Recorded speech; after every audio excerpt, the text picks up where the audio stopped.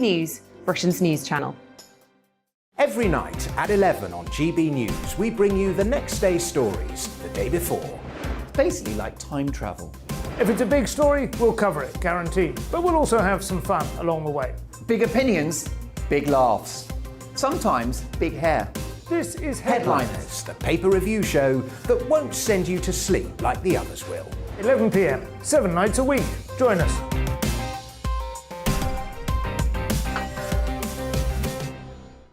Hello there, I'm Eamon Holmes. And I'm Isabel Webster. And we hope you can join us for Breakfast with Eamon. And Isabel. You make me laugh out loud, belly laugh. Is that important first thing in the morning? Yeah, absolutely. And there's me trying to be deadly serious. News is a serious business. Yeah, I have to rein you in sometimes. Well, it doesn't stop us laughing at it. It doesn't stop us having an opinion on what's going on. Yeah. And it certainly will not stop us reflecting what you think. Weekdays from 6 to 9:30 on GB News. I'm Dan Wootton. Join me Monday to Thursday from 9 to 11 for the feistiest and most fun news debate on TV, where free speech reigns. I'll bring you a sharp take on the day's biggest stories, bombshell newsmaker interviews, and A-list guests. And I guarantee you, no spin, no bias, no censorship, and no reason to go to bed. That's Dan Wootton tonight, Monday to Thursdays from 9 on GB News.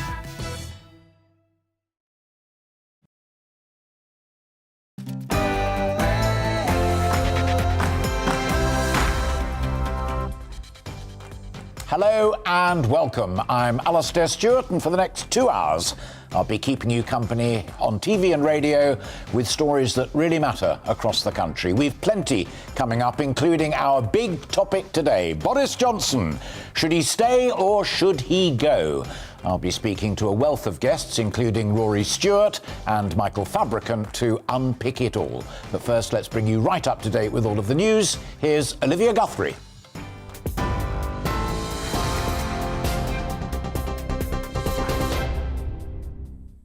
Thank you, Alistair. Good afternoon. It is 12 o'clock. Here's the latest in the GB newsroom. A new photograph of the Queen working has been released to mark her Platinum Jubilee. The image, taken on Wednesday, shows the 95-year-old with her famous red box of government papers. It's 70 years today since she came to the throne. She's the first British monarch to reach the milestone. She used the occasion to give her blessing for Camilla to become Queen Consort when Prince Charles becomes king. Clarence House says the Duke and Duchess of Cornwall are touched by the gesture and congratulated Her Majesty on her inspiring service and dedication to the country. The chairman of Tesco says food prices are likely to rise 5% by the spring. The supermarket chain says the impact it will have on low-income families is troubling. It follows an announcement by energy regulator Ofgem that UK bills will rise by nearly £700 a year from April. Malcolm Grimston, research fellow at Imperial College, told GB News it's a difficult situation for both customers and energy companies. I think we need to be very careful with these measures like price caps and like windfall taxes. In the very short term, they look okay, but if they end up meaning that the companies we rely on to invest so prices will come down in the future, feel, why should we do that? We had years of making no money. Now we are starting to make money. It's going to be taken away from us. So why should we bother to invest? And I think at that stage, we may well find ourselves in a much worse situation. American podcaster Joe Rogan has apologised for saying the N-word over a number of years. The podcaster says it's regretful and shameful after a video compilation emerged of him repeatedly using the racial slur. It follows musicians, including Neil Young, accusing Rogan's podcast, which is funded by Spotify, of spreading coronavirus misinformation. A number of high-profile artists have removed their music in protest. Specialist NHS teams are being brought in to get patients fit for operations in a bid to avoid last-minute cancellations. NHS England say people not being ready due to health problems account for a third of surgery appointments being delayed. Teams of nurses, doctors and care coordinators will help patients prepare for their operations from next year. Culture Secretary Nadine Dorries says the government's looking into new legislation that would hold streaming platforms accountable for offensive content. It's after Jimmy Carr came under fire for what many are calling an abhorrent Holocaust joke on his Netflix special. The comedian, who's not responded to the criticism, joked about the deaths of thousands of Romani people at the hands of the Nazis. Legendary Indian singer Lata Mangeshkar has passed away at the age of 92. The iconic performer died of multiple organ failure at a hospital in Mumbai. She'd been a cultural icon in India for almost 8 decades and was the voice of many Bollywood soundtracks. The country has declared 2 days of national mourning and she'll be given a state funeral. And long-running soap opera Neighbours is being dropped by Channel 5, putting its future in doubt. Neighbours, everybody needs good neighbours. The Australian-based show has been on screens for nearly 40 years and is more popular in the UK than its homeland. A spokesperson for the Channel 5 says the show, which is reliant on British funding, will run until August. The daytime drama about the residents of Ramsay Street has launched the careers of many stars, including singer Kylie Minogue and Hollywood actress Margot Robbie. This is GB News. We'll bring you more as it happens. Now back to Alistair.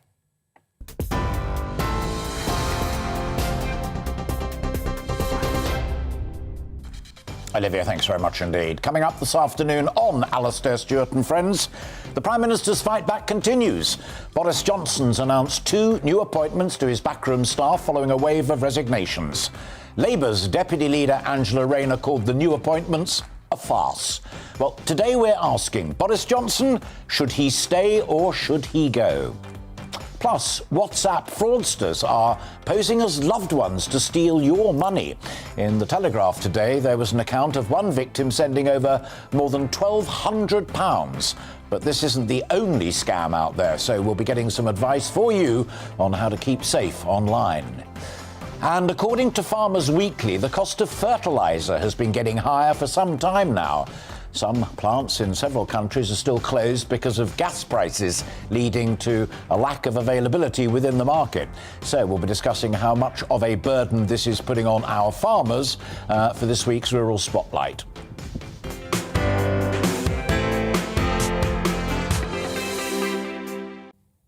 So, as Olivia and I just told you, Boris Johnson's fight back continues apace. A new Chief of Staff, Cabinet Office Minister Steve Barclay, and a new Director of Communications, Gito Hari, who used to work for him in the London Mayor days. Not as smooth as it might be. Some are saying that a serving MP shouldn't also run the Downing Street operation, and others have observed that recently Gito was highly critical of the Prime Minister over Partygate in a TV interview. But hey, needs must. Today, we assess the Prime Minister's prospects of survival. Just over 2 years ago, Boris Johnson won a general election with the biggest majority since the 1980s. Today, he sits on a political precipice. He stands accused, not least by many in his own party, of not telling the truth about breaches of the COVID regulations that he and his government had inflicted on the rest of us. Senior civil servant Sue Gray found evidence of a series of parties, said there was a lack of judgment and leadership at the heart of government, and concluded change was needed. Worse still, such were her findings that a draft of them have been referred to the Met Police for investigation. It's already prompted some Tory MPs to call for a vote of no confidence in Mr Johnson. Now, to trigger that, at least 54 of them must write to the chairman of the 1922 committee of Tory MPs demanding a vote. So far, the number declaring publicly that they've done so has only reached the mid-teens. It may be more, but only the chairman, Sir Graham Brady, knows, and he's not saying. The reasons we are here are many and varied. Some in the party just don't like him, and they don't like Brexit. Others think he's lost the political plot on tax and spending, on the green agenda, and on carbon zero. Then there's Dominic Cummings, the former senior advisor sacked by Mr Johnson, who's been quite open about his desire to oust the Prime Minister. And finally, there's the media, happy to play their part in the drama, either because it is a good story or because they'd quite like to see the back of him too. All of that said, those seeking to bring him down are making pretty heavy weather of it.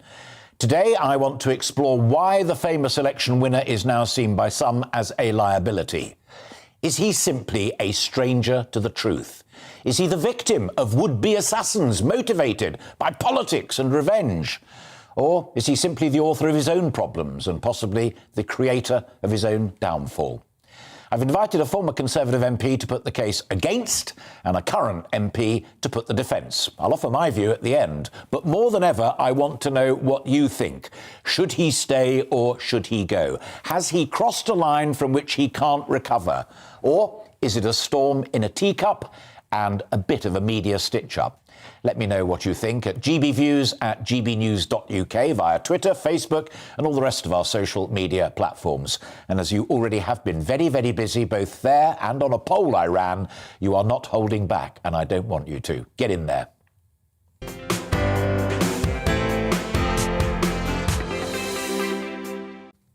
So first up with his view is Rory Stewart, former Secretary of State for International Development.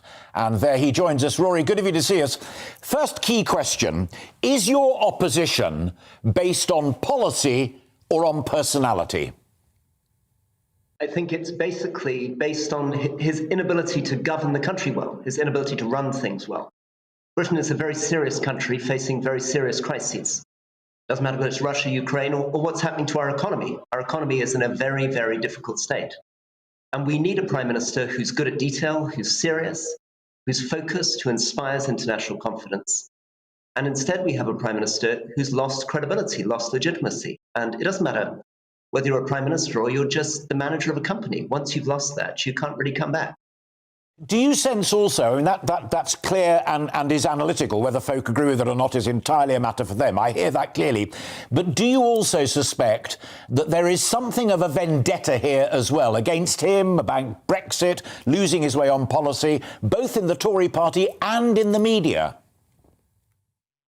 Possibly, yes. I think some people are very angry about Brexit. But if you take me personally, there are many MPs in the House of Commons who voted for Brexit who I have admiration for, who I think are honourable people, who are serious people, and who I think could govern the country well.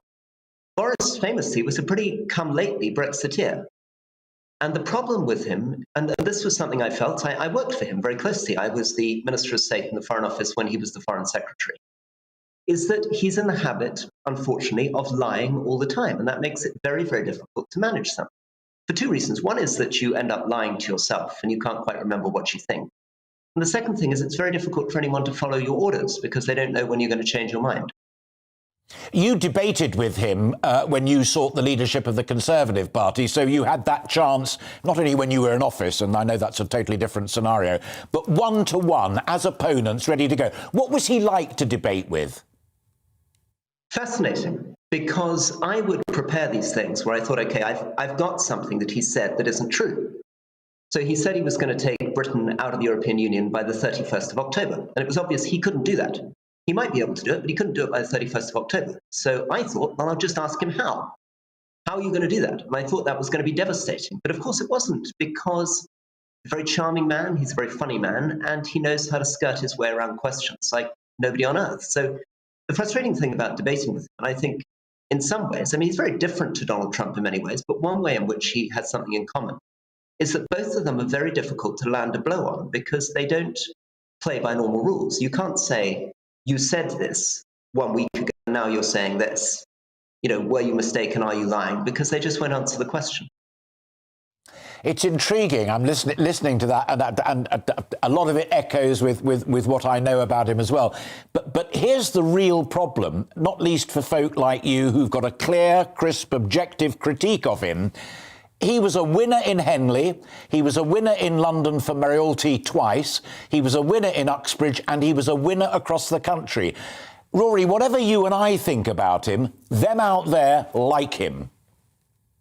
They definitely used to like him a lot. Absolutely true. A lot of people voted for him. He was very, very popular. But actually, his popularity is now very bad. He would go to an election now, the Conservatives would lose that election. Whatever magic dust he had has vanished. And things that people used to think were funny, or in inverted commas, they priced in other words, people thought okay, he's not too bad. He may not be completely honest. He may be a bit chaotic. He may not focus on detail, but basically things are going the right way. All that's beginning to go wrong. And now that we see the scandals piling up, and remember, it's not just these parties during COVID, it's the lobbying with Owen Paterson, where he tried to abolish a parliamentary committee in order to get one of his colleagues off the hook on lobbying. It's all this stuff around the wallpaper in Downing Street and the lies that went around that. It's the lies around the Afghan dogs and so on and so forth. So in the end, things build up. And I think the public are prepared to let him off once or twice. But the feeling now is that almost every 2 days, something else is happening, whether it's Jimmy Savile, whether it's telling lies about crime statistics or misrepresenting what's happening on employment. And eventually, I think the British public are going to feel we're a serious country and we want a serious Prime Minister. Two final questions, Rory. And I didn't interrupt to say, oh, well, he denies this, denies that, like the dogs in Afghanistan, because we'd waste time. I want to hear what you think directly on it. And my two final questions are this. Firstly, and you know a lot of these MPs because you sat with them when you were representative of Penrith and the Borders. If the charge sheet is so compelling as you've outlined, calmly and unemotionally, why are so few of them putting their heads above the parapet and saying, let's have that vote, let's have it now? I think people have lost their way. The central question to ask them is, do they really think that he can survive till the next election and win the next election? And I think if they look hard at themselves in the mirror, they'll realize it's completely inconceivable that he's going to be able to last for another 3 years and win the next election. So they would be better getting rid of him now. But that's a big decision, difficult decision to make. People are worried about losing their seats. They're particularly worried about who the next leader would be. I would say, though, looking at it now slightly from an outsider, that almost anybody would be a better Prime Minister at this stage than Boris Johnson. And if they hang on to him too long, they're going to damage the Conservative Party and erode their own positions and their own seats. Rory Stewart, great to talk to you. Thank you very much for finding time. I know you're very busy out there on other matters, but thanks for breaking into it to talk to us. Good to see you. Thank you again. Rory Stewart, former Member of Parliament for Penrith and the Borders, former Senior Minister and now an academic based out of Yale University. I'm delighted now to be joined by Michael Fabricant, Conservative Member of Parliament for Lichfield, who I think it is fair to say takes a slightly different view. Michael, Rory did give a very clear, crisp, calm, crucially, analysis of the faults. Is your defence that either he's innocent or that he isn't guilty of that much that really matters? Well, my defence, first of all, is very much contrary to all the comments that Rory so eloquently made. Look, Rory's a lovely guy, very able, very articulate.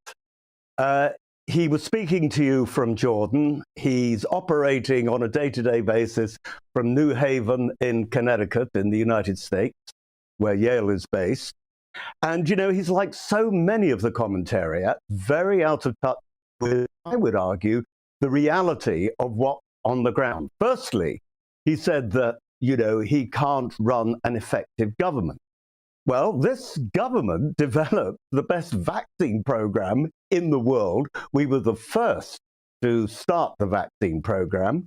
We've got the biggest economic growth rate in the G7. I could go on, but I'll just finish with one thing on that point, that the World Health Organization said 2 weeks ago that the United Kingdom could be the very first country in the Northern Hemisphere to actually leave the pandemic. And that's fantastic news.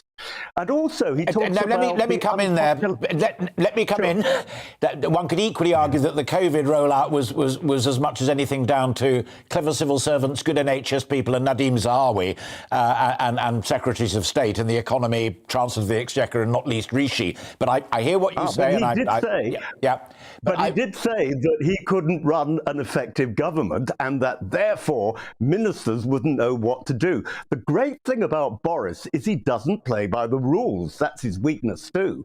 But by not playing by the rules, he didn't decide to go with the European vaccine program as everybody said he should do. Instead, he said, let's go it alone. Talking of playing it by the rules, for all politicians of any persuasion, the truth matters. Boris Johnson went from there were no parties to, OK, there were parties, but I wasn't there, to, OK, I was there, but it was work. It looks thin at best. At worst, it looks contrived and dishonest, yet you stand by him. I do stand by him because, first of all, there's the definition of when is a party a party. Is having drinks during the course of an 18-hour workday with people that you'd been working with anyway in the same work bubble, and don't forget they were designated in law as key workers. So I genuinely think that he thought at the time it wasn't illegal and that he wasn't breaking any rules.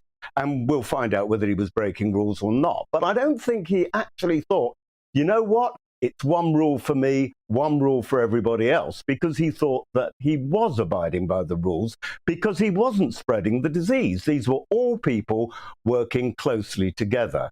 And as for whether a thing is actually a party, well, we know there's some parties went on, but you know what? You had Keir Starmer saying he should be blamed for every party, even those parties he knew nothing about, if indeed you can call them parties, and when in fact he was 45 miles away at Chequers and wouldn't have known anything about middle-ranking civil servants having leaving parties. OK.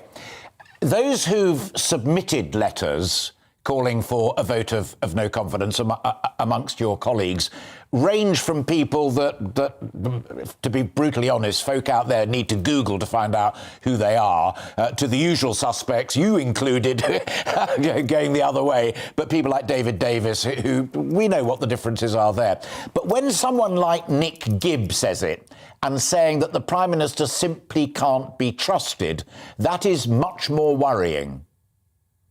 Well, you have to ask what are the motives, and, you know, maybe they were completely honourable in Nick Gibb's case.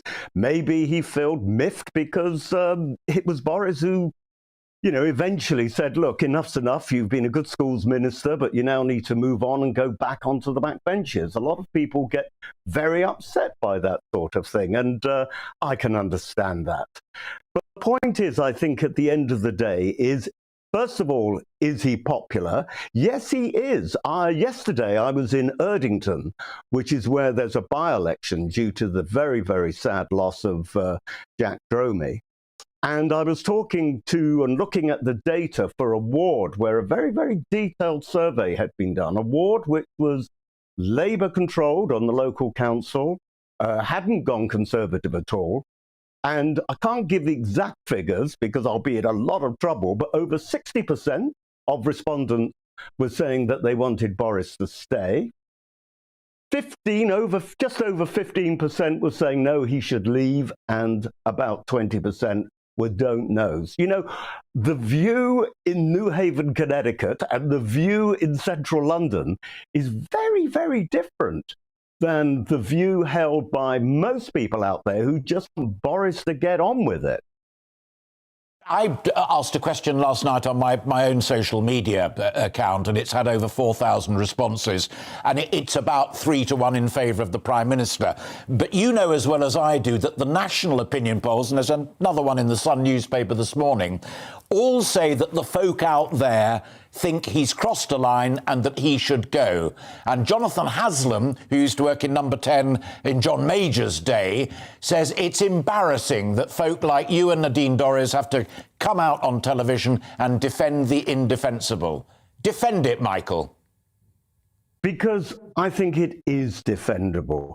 I think it's defendable because I don't think he thought he was breaking rules because, as I said earlier on, whether there were so-called parties or not, it was in a contained bubble of people who'd been working closely together all day, and that therefore they weren't spreading the COVID disease. Many of these people had been working 18 hours non-stop, and at the time, back in 2020, were actually sourcing vaccines which hadn't yet been developed. But if you remember, we bought the advanced rights to Pfizer, AstraZeneca, Moderna, and 3 other vaccines, which we were well ahead of everybody else. And, you know, the team were exhausted. There are over 400 people working at Number 10. He recognises that things were going wrong at the time. That's why there were going to be a number of sackings, or maybe we phrased it in a different way at the beginning of this week, and some jumped before they were pushed. I do think the appointment of Steve Barclay is an excellent choice. And Guitar Harry, ex-BBC, ex-GBNews, actually, very briefly, I think will make an excellent director of communications because he's a moral person too. I think Boris is a wild character, but, you know, people find that sort of wild characteristic rather endearing in a way, but he needs tighter control. Michael, I was desperate to hear Rory's arguments and yours, but I want to try and keep it in balance as well on time, and that's our time. Great for you to join us. Always a pleasure to talk to you. Thank you very much indeed. So that's Michael Fabricant there, the Conservative Member of Parliament for Lichfield. I hope that was crystal clear for you. I thought it was really, really strong, with Rory saying he's a stranger to the truth, he's misled us, he's a bad leader, he doesn't do the job well, and Michael saying if he did do things wrong, he either didn't know or they're not that serious. He is a leader, and suggesting that you out there still think he is the man for the job. So let us know what you actually think, not what Fabricant thinks you think, but what you think, by email, by Twitter, and all the rest of it. You're watching and listening to Alastair Stewart and Friends, and we've lots more coming up on the programme, including Would You Fall For It? I'll be talking about the latest cyber scam fraudsters trying to make money out of it all. That's all after the weather. Looking ahead to this afternoon, and a showery and windy afternoon for the UK with some snow for Scotland. Let's take a look at the details. Showers, strong winds and some sunny spells for southwest England, with the strongest winds across far west Cornwall and the southwest moors. A mild afternoon with highs of 11 Celsius. A drier afternoon than morning for London and the southeast, although remaining windy. Temperatures reaching around average or slightly above for early February. A windy afternoon for South Wales, with a few showers rattling through, highs of 7 to 9 Celsius, but feeling colder in the wind.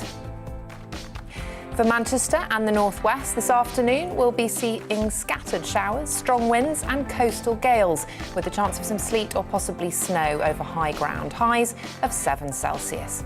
Northeast England will have a cold and windy afternoon, with the strongest winds over the Pennines and along the North Sea coast. Scattered showers will give some sleet or snow over high ground. For Edinburgh and the Central Belt, it will be a cold afternoon with brisk winds and scattered showers. The showers will give some sleet and snow, possibly to low levels in the heaviest showers. The afternoon will see a continuation of showers and strong winds for Northern Ireland, with the strongest winds along the north and east coasts. Feeling cold with highs of 5 Celsius. It will turn colder across the UK this evening as the winds gradually ease and showers fade away. And that's how the weather is shaping up for the rest of the day.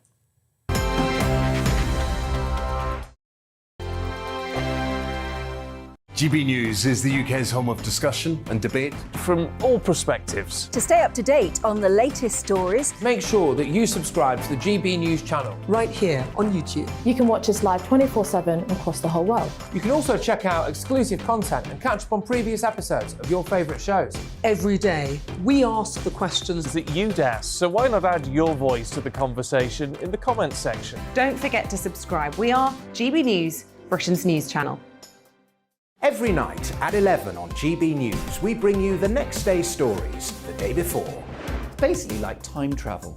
If it's a big story, we'll cover it, guaranteed. But we'll also have some fun along the way. Big opinions, big laughs. Sometimes big hair. This is Headliners, the paper review show that won't send you to sleep like the others will. 11 p.m, 7 nights a week. Join us.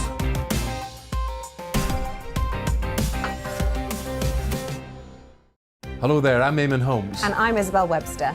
And we hope you can join us for Breakfast with Eamon and Isabel. You make me laugh out loud, belly laugh. Is that important first thing in the morning? Yeah, absolutely. And there's me trying to be deadly serious.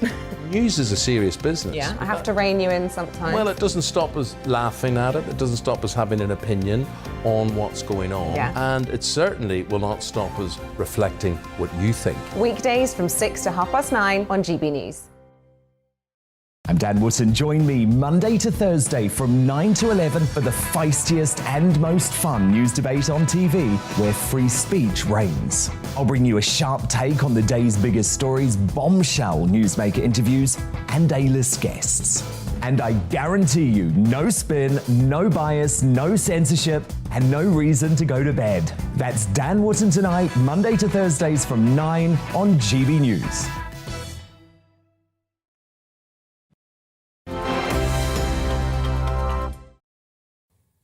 Welcome back. It's coming up to 12:30, a couple of minutes to go, and you're watching and listening to Alastair Stewart and Friends here on GB News, TV and radio. Now, picture this. You get a message from your child to say they've lost their phone, they've borrowed a friend's phone, and they need some money urgently. Parent problem, right? Well, not necessarily so. Fraudsters have turned to social media and messaging services such as WhatsApp to try and con unsuspecting people, not least parents, out of their cash. Lloyds Bank reported a rise in cyber fraud by the end of last year, with people losing, on average, £1,950. So we're talking serious stuff here. And joining me now to discuss it is Will Guyot, who is a technology journalist. Will, great to see you. It is scary stuff. What particularly should we be aware of? Because if a message pings up here, either in the family WhatsApp group or as a direct message, and it says Clemmy Stewart or Alex Stewart, I assume it is.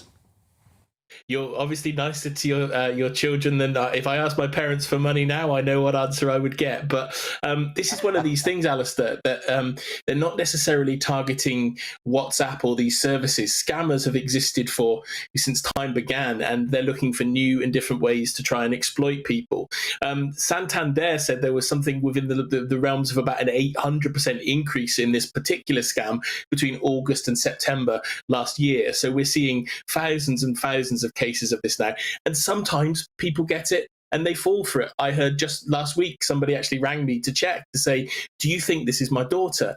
And I was like, well, why not try calling them on their number to see if they answer? And they did. They called them on her actual number, and she was absolutely none the wiser of this. But this was somebody that was prepared to almost send, I think it was £500 somebody was asking for at the time. And they were prepared to do it because they cared for their kid and they wanted to make sure that they were okay. So we're seeing more and more examples of this. And I don't want to be cynical, but you quoted Santander, I quoted Lloyds. Are they to a degree covering their back? Because if it is a con and I use them, I happen to bank with somebody else, but I make a payment online and it turns out to be a fraud, they're liable, or am I liable? Well, this is the tricky thing. You're actually liable. And banks at the moment rely on their better nature and pay these kind of things back. But people automatically assume that they're going to get the money back. But I reckon at some stage in the future, banks are going to get into a position where they say, no, sorry, we're not going to pay that money back because you had opportunities to check that it's genuine. One good example is now if you do any kind of payment to a person you don't know via your bank app, it will probably give you 3 or 4 different warnings throughout the process. Do you know this person? Do you know what you're buying? Do you expect to get goods in return? All of those kind of things. And that is banks setting themselves up for a point, Alistair, where they don't want to start repaying these, because the amount of money related to these sorts of frauds and expenses, as you say, if it's 1,500 quid a time and we're seeing hundreds and hundreds of them a week, that's a steady curve in terms of fraud for banks. And it's a new line of fraud. It's people calling up, maybe getting a grandparent, maybe getting somebody who's concerned. It might be, it's always luck of the draw, this, and that's a poor phrase to use in something like this, but these messages are just sprayed out indiscriminately, right? And what will happen is the person sending them hopes that they will snare or fish a percentage of the people who pick it up. And it's always that thing where you are if you pick it up and you pay it, you are just adding to that person's motivation to continue doing something like this. And it's sometimes very organized crime. They use certain overseas payment services that are slightly less concerned about security, and that they use particular places, and they're probably almost even incentivized to get as much money as they can from you through an organized crime system. Well, I mean, we're all familiar, slightly tongue-in-cheek, with having suddenly discovered a grandparent in Nigeria who has passed away and wants to leave you a huge amount of money if you duly send some over there. But I've noticed on my own social media the growth in two particular things. Get into Bitcoin, which I don't happen to approve of, but that's entirely a personal matter for me. But also join the investment community. Just 50 quid down and we'll show you the way to make an awful lot of money. I would no more dream of doing that than fly to the moon. But they're growing in a big way as well.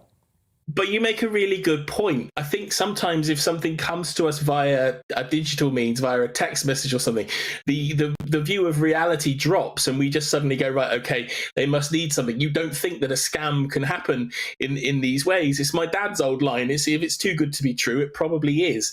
And those Bitcoin scams, for example, there was something happened, I think it was a year or so ago, and somebody was claiming to be Elon Musk via a hack, and it said, give us a certain amount of cryptocurrency and we'll give you a load more back. And the person involved in that scam made something within the region of about $40 million and disappeared into the night. These sorts of things happen, and they happen increasingly. Keep that lens of suspicion. If somebody, a family member, etc., is asking you for money and saying it's urgent, take a little bit of time. I know there's the feeling to rush and do it, but call them, try and get hold of them on their number. If you can't do that, maybe try and get hold of them through a different means. If you've got an email address or something for them, because we're going to hear more and more examples of this sort of cybercrime happening. Will, brilliant advice and guidance there. Thank you very much indeed for finding time for us. That's Will Gart, who is a tech journalist, but specialising as well in this area of activity. And let me underline the most important and obvious thing that he said. If it's a member of your family saying, oh, I've lost my phone and I'm stuck in Dover, just try phoning the actual number that you know is theirs. And I bet you they'll answer. You're watching and listening to Alastair Stewart and Friends, and we've plenty more still to come this afternoon, including our Rural Spotlight segment. And we'll be joined by a Highland farmer who's worried about its future. And our good friend Bruce Jobson will be with us to talk about the increase in fertiliser prices. All of that to come, but first let's bring you right up to date with the news. Here's Olivia Guthrie.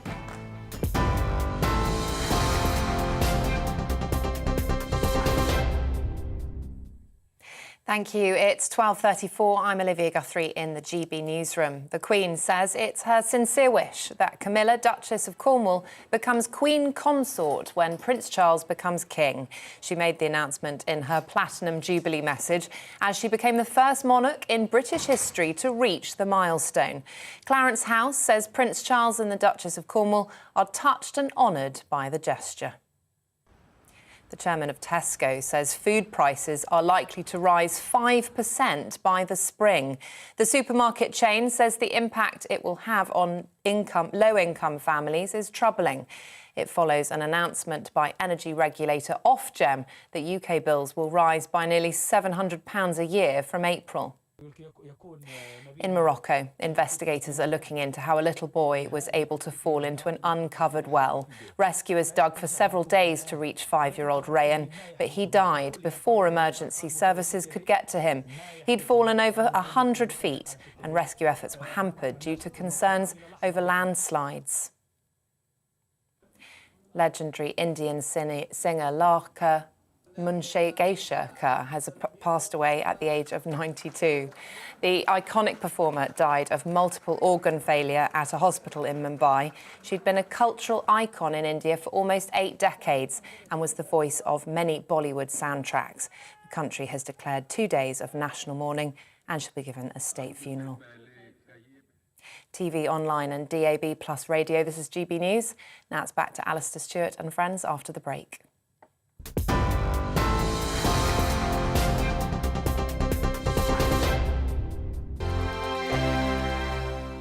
GB News is the UK's home of discussion and debate. From all perspectives. To stay up to date on the latest stories, make sure that you subscribe to the GB News channel right here on YouTube. You can watch us live 24/7 across the whole world. You can also check out exclusive content and catch up on previous episodes of your favourite shows. Every day, we ask the questions that you'd ask, so why not add your voice to the conversation in the comments section? Don't forget to subscribe. We are GB News, Britain's news channel. Every night at 11 on GB News, we bring you the next day's stories the day before. It's basically like time travel. If it's a big story, we'll cover it, guaranteed. But we'll also have some fun along the way. Big opinions, big laughs. Sometimes big hair. This is Headliners, the paper review show that won't send you to sleep like the others will. 11 p.m, 7 nights a week. Join us.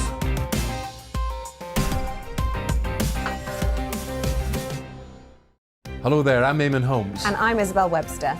And we hope you can join us for Breakfast with Eamon. And Isabel. You make me laugh out loud, belly laugh. Is that important first thing in the morning? Yeah, absolutely. And there's me trying to be deadly serious. News is a serious business. Yeah, I have to rein you in sometimes. Well, it doesn't stop us laughing at it. It doesn't stop us having an opinion on what's going on. Yeah. And it certainly will not stop us reflecting what you think. Weekdays from 6 to 9:30 on GB News. I'm Dan Wootton. Join me Monday to Thursday from 9 to 11 for the feistiest and most fun news debate on TV, where free speech reigns. I'll bring you a sharp take on the day's biggest stories, bombshell newsmaker interviews, and A-list guests.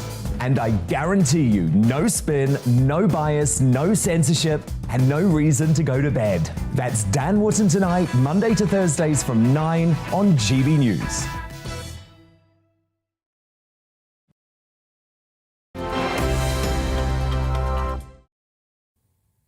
Welcome back. It's coming up to 20 to 1, and you're watching and listening to Alastair Stewart and Friends here on GB News, TV and radio. Now, for those who live in towns and cities, it can be easy to lose touch with what's going on in the countryside and the world of farming and agriculture, which really matter to all of us. So every week we check in with those at the forefront of our rural communities and industries. Now, according to Farmers Weekly, the cost of fertiliser has been getting higher for some time now. Some plants in several countries, that's plants that make it, not plants that grow, are still closed because of gas prices, leading to lack of availability within the market. But how long will it affect our rural communities for, and how badly? I'm delighted to be joined now by Bruce Jobson, who's an agricultural journalist and himself a 9th-generation farmer. When I mentioned this at home, that we were covering this particular story, my family tweeted back and said the lovely guy who comes and cuts our grass that we then bale up and feed the horses over the winter with had already said, don't go there, it's too expensive, try and find other ways of doing it. Why, in simple terms, is that cost rising so sharply right now? Well, it's not a perfect storm, Alistair, and thank you for inviting me back on your programme. What we're seeing is a lack of investment over many years, over successive governments. They failed to lack of investment within the gas industry. We're looking for fertiliser at a price now which has gone up from £350 to £750 a tonne. Liquid fertiliser has gone up from £240 to £680. These are astronomical rises, and farmers will not be able to sustain the level of production that they have done. Now, if you looked at for example, an arable farmer, I looked at costings of a few neighbours, and there they've shown that the cost is going up from £45,000 a year to over £94,000. Likewise, with milk production, the use of, say, fertiliser to graze cows on grass and fields and produce silage has gone up from £15,000 a year to £30,000 a year. These costs have to be absorbed or they have to cut back. I just want to use this as a prop. That's precisely the point. Let me come in on that. Because if it's hard, there's the product we're going to talk about, the blessed milk. This impacts directly not only on farmers like yourselves and others who are trying to get more productivity out of their field, it also directly impacts us who go to buy their product, whether it's the milk you're holding or the joint that hopefully one might have on a Sunday lunchtime. It's just a straightforward feed-through. Well, correct. If I can just sort of show this is our neighbours, and I've been down this morning, and where you see the line here on this side, that is the cost of effectively the overhead cost, and the line at the top is the feed cost. So there's no profit on it. And this costs 32 pence a litre to produce. A farmer gets that. Now, we did a costings of roughly on a 200 cow herd. This rise in fertiliser is going to add another over 2 pence a cost on the price a litre. And it's already at 34.5 pence per litre. So the farmers are going to be losing between 5 and 6 pence a litre later this year. This is where it needs to be quantified, because these costs Farmers will be spreading fertilizer in April and May this year throughout the summer, also on their arable crops, so that, to get the wheat, etc. So farmers are going to cut back. It can't be done. You're going to see increases in the... Bruce, you're saying there that you could get to the point where you and your colleagues could no longer afford to produce something that we absolutely bank on day in, day out because of your cost base? Absolutely. We did some costs last week, and it actually shows that a farmer could cut back on his milk production, say from an average of a cow giving 35 litres a day to 25. If he was doing 35, he could lose between £3,000 and £6,000 a month. If he cut back to 25 litres a day, he would break even. The bank would prefer that, I'm suggesting. But likewise, the same with beef and other things such as wheat. That is going to have a huge effect on the cost of living.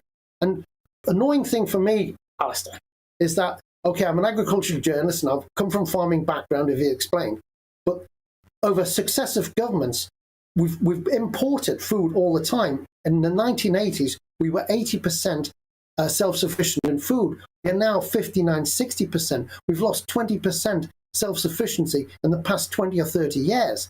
I needn't take you back as far as 1935, when we were roughly 30-odd% self-sufficiency in food. So we're relying upon importations of food, importations of gas, importations of oil. The whole structure of the farming economy is actually being devastated because what has happened further down the road with successive governments. And there's nobody is listening, nobody has listened. Credit to GB News, you're giving us the platform, and we appreciate it. Well, but also, I mean, GB News would also say to you directly that one of those main reasons of shifting is because whether it is milk from Europe or whether it is meat from Australia and New Zealand, it's cheaper. Well, yes, you're correct with that, Alistair, but, you know, if you're shipping a product from across the world, it has a cost. Now, likewise, shipping, that has a cost. People are saying, save this, save the earth, save the planet. But you need steel to produce ships, you need all that kind of stuff. You need oil to drive these ships and everything else that goes to it. Trade deals are very deceptive. And, you know, you can give away certain things. You know, a student can go to Australia cheaper and all this, 40 pence off a bottle of wine. But inevitably, the UK farming economy is going to dry up because farmers won't be able to afford it, and importing cheaper product, which may not have the same health requirements that our British farmers are having. And that's a very important thing. We want the consumer. We've got the best products, I believe, in the world in this country. What we produce off grass and milk and cheese and bread and whatever, it's the best in the world. The traceability is fantastic. All right, Bruce, there we must leave it. Do keep in touch with us. Fascinating stuff there, and thank you very much indeed. Bruce Johnson, agricultural journalist, but he said ninth generation farmer as well. The whole purpose of this slot is to remind you that as you drive through the countryside and see lovely farms and cows and what have you, it's a business. It's economic as well. So next time you pour milk on your cereal, just think what he's just said. It's getting to that point where they may not be able to afford to produce it any longer. Food for thought. Now, sticking with rural matters in the world of farming and agriculture, hill farming may seem idyllic to some, but it is at risk of decline. For all of those who do it, they are trying to keep the tradition alive. My next guest I first met on social media. We used to exchange messages about what it was like to live up in Scotland and be a farmer, and what was it like to live in Hampshire, not a farmer, but to keep horses. And I'm delighted to welcome Finley Mcintyre to us, live, and there he is. He is a Highland farmer. Great to finally be able to talk to you face to face. TV often paints farming as a kind of cosy lifetime, but what is it really like trying to make a living as a hill farmer?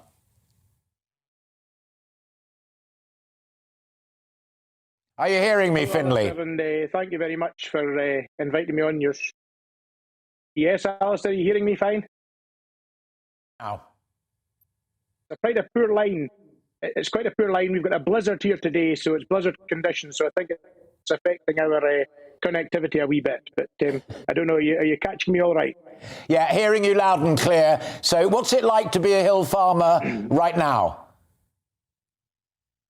Well, Alistair, just now we're under a great deal of pressure for a lot of the reasons that Mr Jobson alluded to in your last segment. Costs are rising quite significantly, And but the biggest threat I see to our industry, or our section of the agricultural industry, is the competition of land use. There's a big drive in Scotland just now to woodland creation, and there's also a big sort of drive as well to take ground out of production to let it regen and rewild. Now, all these things are very noble. I'm not going to pour scorn over at all, but there has to be space for us all. And the current situation seems to be that it's all or nothing. And I think we're losing a lot of very productive hill farms. But not only we're losing these hill farms, we're losing the people that go with them. And that is very, very sad, in my opinion. Fascinating. When I knew we were going to have this conversation, and I know the researchers spoke to you first, the thing about trees struck me as being almost double jeopardy, because I can remember the old days when there were huge tax subsidies for people who planted great forests of trees up in the Highlands. And now, of course, we all know with the carbon zero ambition, trees are very, very good at doing that job. You're really being squeezed. Yeah, Alistair, we certainly are. I mean, the thing is, these vast plantations that were planted are probably ecological disasters, I would say, because a lot of them just have very little biodiversity or wildlife in them. So they're not supplying a great deal of value in terms of our biodiversity.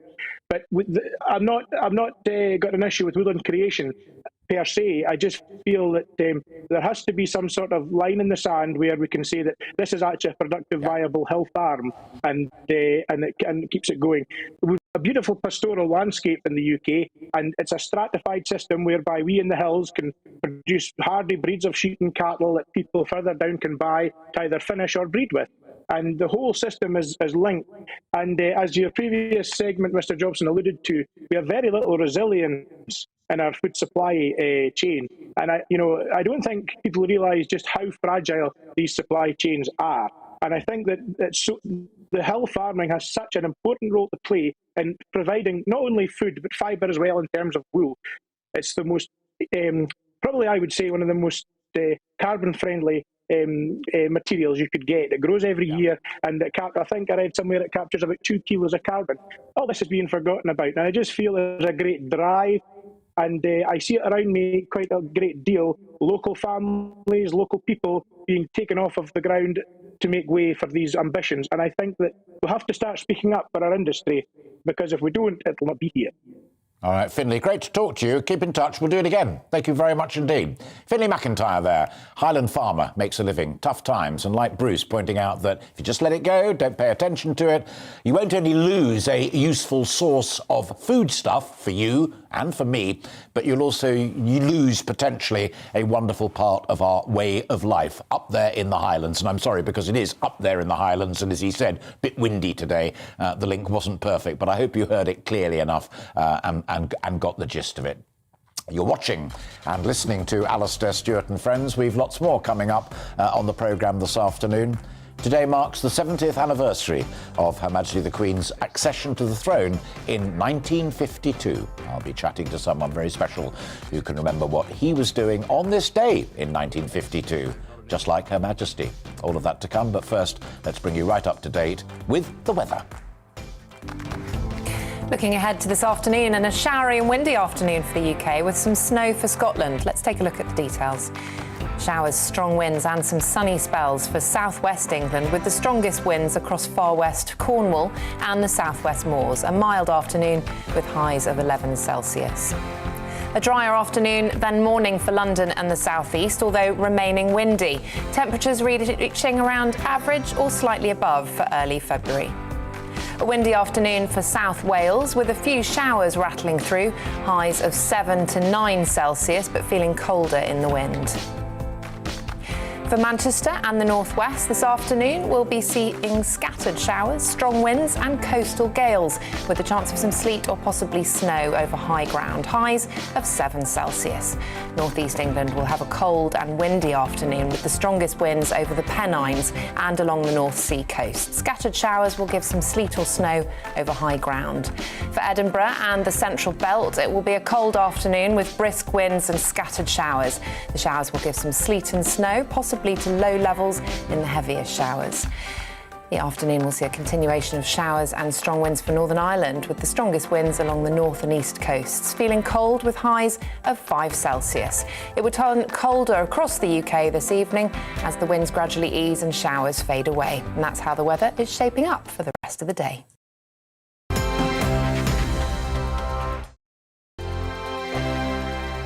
GB News is the UK's home of discussion and debate from all perspectives. To stay up to date on the latest stories, make sure that you subscribe to the GB News channel right here on YouTube. You can watch us live 24/7 across the whole world. You can also check out exclusive content and catch up on previous episodes of your favourite shows. Every day, we ask the questions that you'd ask, so why not add your voice to the conversation in the comments section? Don't forget to subscribe. We are GB News, Britain's news channel.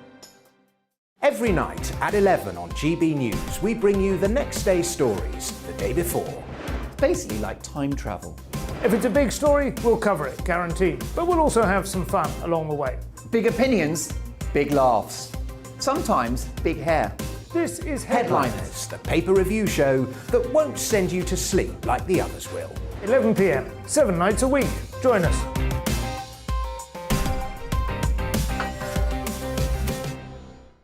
Hello there, I'm Eamon Holmes. And I'm Isabel Webster. And we hope you can join us for Breakfast with Eamon and Isabel. You make me laugh out loud, belly laugh. Is that important first thing in the morning? Yeah, absolutely. And there's me trying to be deadly serious. News is a serious business. Yeah, I have to rein you in sometimes. Well, it doesn't stop us laughing at it. It doesn't stop us having an opinion on what's going on. Yeah. And it certainly will not stop us reflecting what you think. Weekdays from 6 to 9:30 on GB News.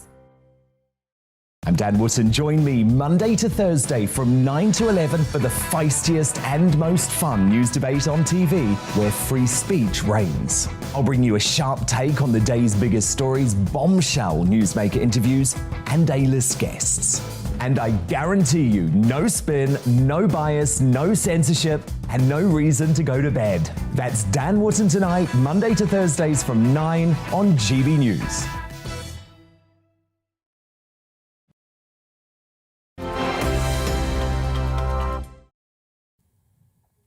Welcome back. It's 5 to 1 and you're watching and listening to Alastair Stewart and friends here on GB News, TV and radio. You've already been getting in touch in your numbers on our big topic of the day, if you have confidence in Boris Johnson as Prime Minister or not. Just give you a taste of some of them. We've got 3 here. Rob tweets, Boris is the main man. He will win any election, including no confidence votes. Louise tweets, I do hope that Boris's days are numbered. People around him cannot keep carrying him through his so-called leadership. And an intriguing one from Paul via email, who says Boris should go and his replacement should be found in the House of Lords in Ruth Davidson. Simple. Job done. Lots more to come. I'll be doing that a little bit later on in the hour. Just a taster, and we'll have more of your views before we come off air with this programme at 2 o'clock. Now, as of today, the Queen has been our monarch for an unprecedented 70 years. Official Platinum Jubilee celebrations are not taking place until June, which will include a 4-day bank holiday, because that's the coronation. Today is the moment that her father died, and she became, at that split second, the Queen. Our London reporter Alice Porter looks over Her Majesty's incredible 70-year reign. This is the last time that Her Majesty ever saw her father alive. Princess Elizabeth and Prince Philip were on tour in Africa when they heard the news that George VI had suddenly died at Sandringham in 1952. She was just 25 years old. It was in her teenage years that she suddenly realised that her life course was going to change dramatically after her uncle abdicated, and it was this position of being, heir was thrust upon her, and then her father's, premature death, he died sooner than was expected, meant that she didn't even have a few years of sort of normal married life under her belt, that she was thrust into this position as a young woman. Over her 70-year reign, the Queen has lived through wars, 14 prime ministers, the birth of the internet, and even a pandemic. The Queen is normally at Sandringham over the Christmas period, but last year she stayed in Windsor because of rising COVID cases. But a couple of weeks ago, she was finally able to travel up to Sandringham via helicopter, and she'll be here to mark the 70th anniversary of her father's death and her accession to the throne. So how do locals feel about the Queen's Platinum Jubilee? 70-year reign, there you go, it says it all, doesn't it? She's such a strong character. She obviously came into the role really young, and I think for anybody to be thrown into, I know they're sort of prepared for it all their lives, but that's an amazing thing to do. I think she'll carry on for a few more years yet. I'm old enough to remember her Silver Jubilee and the street parties we had then. It would be lovely, if COVID allows, to do the same sort of thing again. I think it's very good for the town. I think a lot of people, it does bring people in. People go to Sandringham, don't they, at Christmas and such like, and it does bring people in. So yes, I think it's a good thing. And long may she continue. Street parties, concerts, tree planting and Jubilee medals are all being prepared for the first week of June, as the country and Commonwealth will come together to officially celebrate the first Platinum Jubilee of a monarch. Alice Porter, GB News.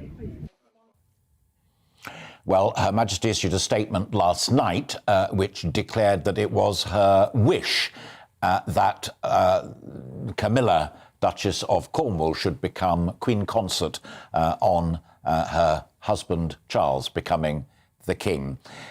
We'll be talking to Charles Ray about that after the break, and also we will be discussing developments in the case of the Duke of York. So all of that, plus someone who has very special memories of the day of the accession. That's all after the break, so do stay with me here on GB News TV and radio. For Alastair Stewart and friends.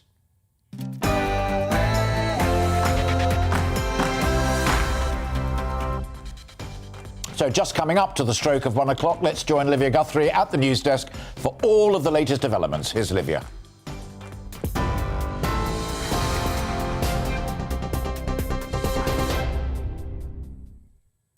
Good afternoon. I'm having a little trouble with my autocue. Do bear with me. Good afternoon. It is just coming up to 1 o'clock. Here's the latest from the GB newsroom. A new photograph of the Queen has been released to mark her Platinum Jubilee.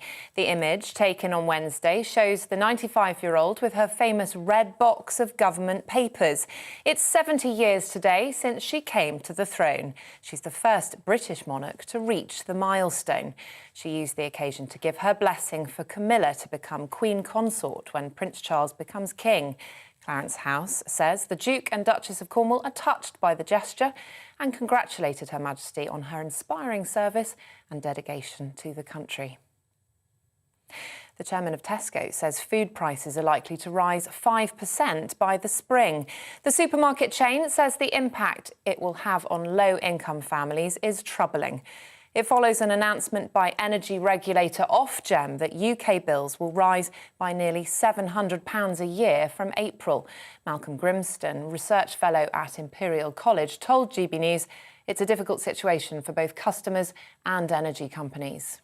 I think we need to be very careful with these measures like price caps and like windfall taxes. In the very short term, they look okay, but if they end up meaning that the companies we rely on to invest so prices will come down in the future, feel, why should we do that? We had years of making no money. Now we are starting to make money. It's going to be taken away from us. So why should we bother to invest? And I think at that stage, we may well find ourselves in a much worse situation. Over in the US, podcaster Joe Rogan has apologised for saying the N-word over a number of years. The podcaster says it's regretful and shameful after a video compilation emerged of him repeatedly using the racial slur. It follows musicians, including Neil Young, accusing Rogan's podcast, which is funded by Spotify, of spreading coronavirus misinformation. A number of high-profile artists have removed their music in protest. Specialist NHS teams are being brought in to get patients fit for operations in a bid to avoid last-minute cancellations. NHS England say people not being ready due to ill health of other kinds account for a third of surgery appointments being delayed. Teams of nurses, doctors and care coordinators will help patients prepare for their operations from next year. Culture Secretary Nadine Dorries says the government's looking into new legislation that would hold streaming platforms accountable for offensive content. It's after Jimmy Carr came under fire for what many are calling an abhorrent Holocaust joke on his Netflix special. The comedian, who has not responded to the criticism, joked about the deaths of thousands of Romani people at the hands of the Nazis. Over in Morocco, investigators are looking into how a little boy was able to fall into an uncovered well. Rescuers dug for several days to reach 5-year-old Rayan, but he died before emergency services could get to him. He had fallen over 100 feet, and rescue efforts were hampered due to concerns over landslides. Lata Mangeshkar, the legendary Indian singer, has passed away at the age of 92. The iconic performer died of multiple organ failure at a hospital in Mumbai. She'd been a cultural icon in India for almost 8 decades and was the voice of many Bollywood soundtracks. The country has declared 2 days of national mourning and she'll be given a state funeral. And I finally got her name right. And long-running soap opera Neighbours is being dropped by Channel 5, putting its future in doubt. Neighbours, everybody needs good neighbours.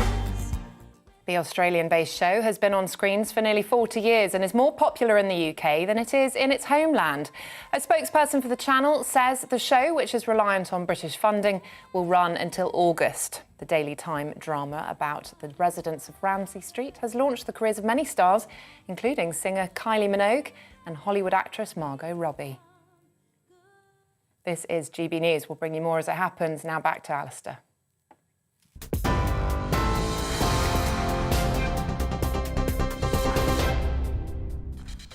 Olivia, thank you very much indeed. I am Alastair Stewart, and until 2 o'clock I'll be keeping you company along with friends and friendly guests. Still to come, the Prime Minister's fight back continues. Boris Johnson has announced 2 new appointments to his backroom staff following a wave of resignations.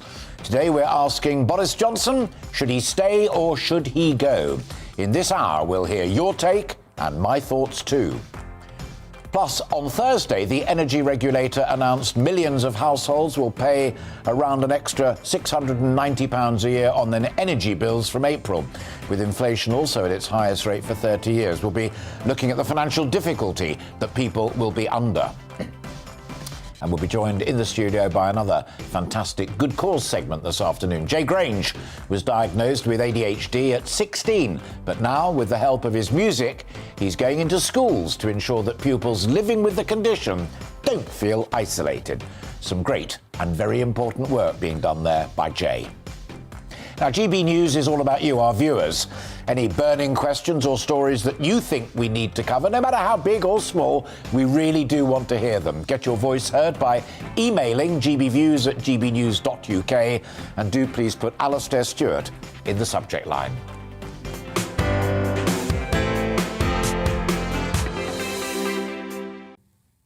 So on this day in 1952, Elizabeth II was proclaimed Queen of the United Kingdom and other Commonwealth realms following the death of her father, King George VI.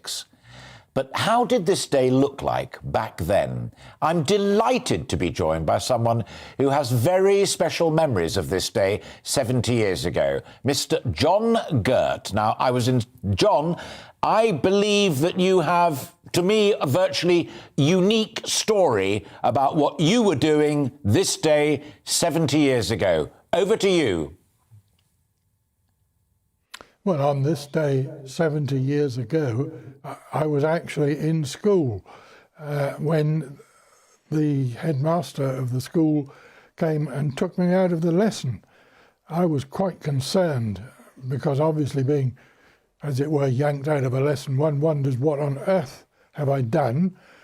But he quickly told me that I was required in the next door church tower, where I was also a bell ringer. And it appears that I was the nearest individual to the church who was not actually gainfully employed, shall we say, at that time. And I was taken up the tower and asked to toll the tenor bell. That's the deepest note, and the tenor weighs about a ton in that particular case. This was all in Eye in Suffolk and not here in Ipswich, where I am now. I was asked to toll that bell, what is technically known as a hole, pull and stand. And I don't know whether you know, but when a bell actually rings, it rotates a complete circle. When you pull the rope once, you then pull the rope again and it goes back the other way round. That's a hole, pull. And stand means that you then stop and wait. And so I had to do this hole, pull and stand for 73 times, a total of the King's years of reign and his age. And there was a pause of 1 minute between each hole, pull and stand.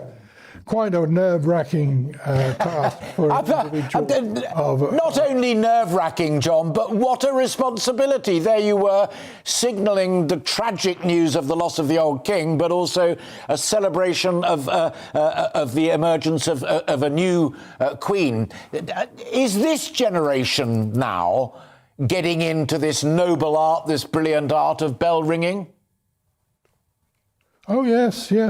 We've got, where I now ring the bells, we've got 2 or 3 learners learning the art. It's one of those things which you can never know it all. And there are many, many aspects which I won't go into technically, but which provide all sorts of people with interests.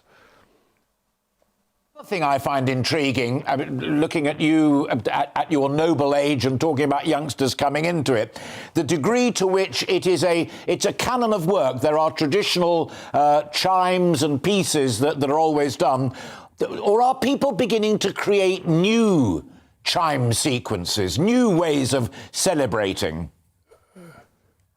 Well, I don't think there are new ways of actually ringing a single bell, but yes, we ring what are known as methods, which are actually mathematical permutations.